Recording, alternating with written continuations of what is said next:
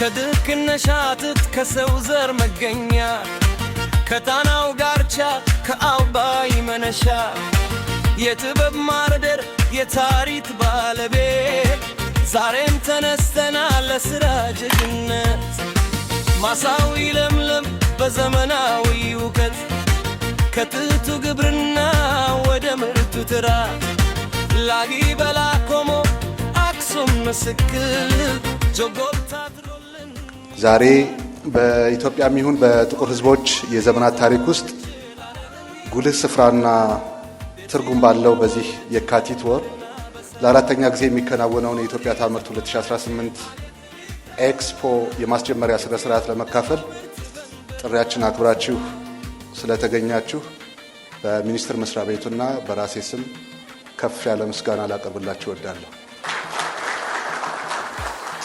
ከቅርብ ጊዜ ወዲህ በሀገራችን የኢኮኖሚ ለውጥ ታሪክ ታይቶ በማይታወቅ መልኩ የግል ዘርፉን ያነቃቃ በርካታ የማክሮ ኢኮኖሚ ማሻሻያ እርምጃዎችን በመውሰድ ላይ እንገኛለን። መንግስት ትኩረት ከሰጠባቸው የኢኮኖሚ መስኮች ውስጥ አንዱ የአምራች ኢንዱስትሪ ዘርፍ ነው። ይህም በመሆኑ በ2014 ዓመተ ምህረት መጋቢት ወር የኢትዮጵያ ታምርት ንቅናቄ ከአመለካከት የሚጀምር የዘርፉን ሁለንተናዊ ማነቆችና ተግዳሮቶች ለመፍታት ቅንጅታዊ አሰራሮችን እና ተቋማዊ አደረጃጀቶችን ባረጋገጠ መልኩ ተጀምሮ እነሆ ዛሬ ላይ ደርሷል። ቢዝነስ አዝ ዩዥዋል በሆነ መንገድ ተሄዶ አሁን ካለንበት ነባራዊ ሁኔታ መውጣት አንችልም።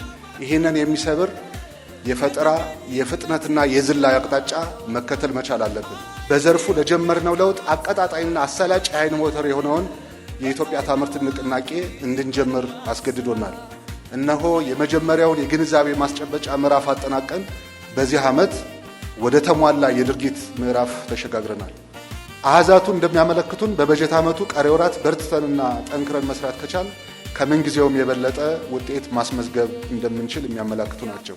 ይህ ኤክስፖ ከዓመት ዓመት በተሳታፊ ኢንዱስትሪዎች ቁጥር፣ በምርት አይነት ስብጥርና ጥራት፣ በጎብኚዎች ብዛት ኤክስፖን አስታከው በሚከናወኑ የጎንዮሽ ሁነቶች እንዲሁም በአጠቃላይ ቅቡልነትና የብራንድ ደረጃ በከፍተኛ ሁኔታ እያደገ ከመምጣቱን ባሻገር በሀገር አቀፍ ደረጃ ለሚዘጋጁና ለሚከናወኑ መሰል ኤክስፖዎች እንደ ውሃ ልክ የሚወሰድ ደረጃ ላይ ደርሷል።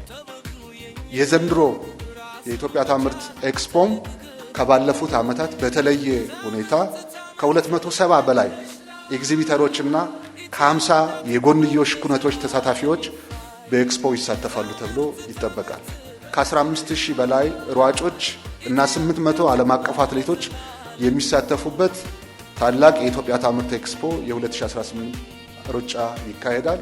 በኤክስፖ የምታቀርቧቸው ምርቶች ጥራት ላይ ከወዲሁ መስራት የሚኖርባቸው ሲሆን የ2018 የኢትዮጵያ ታምርት ኤክስፖ የማስጀመሪያ መርሃ ግብር በይፋ የተከፈተ መሆኑን አበስራለሁ። እጅግ በጣም አመሰግናለሁ።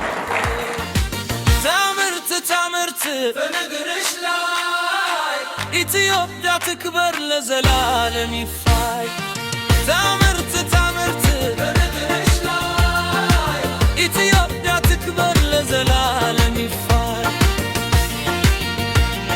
በኢትዮጵያ ታምርት ከድህነት ወደ ሀብት ፈጠራና ወደ ጥሩ ኑሮ ለመለወጥ የምናደርገው ጉዞ ነው። ኢትዮጵያ ታምርት ለኢትዮጵያ ኢንዱስትሪ ዘርፍ ቁልፍ ሚና ሊጫወት የመጣ እድላችን ነው። ታምርት በነገርሽ ላይ ኢትዮጵያ ትክበር ለዘላለም ይፋይ።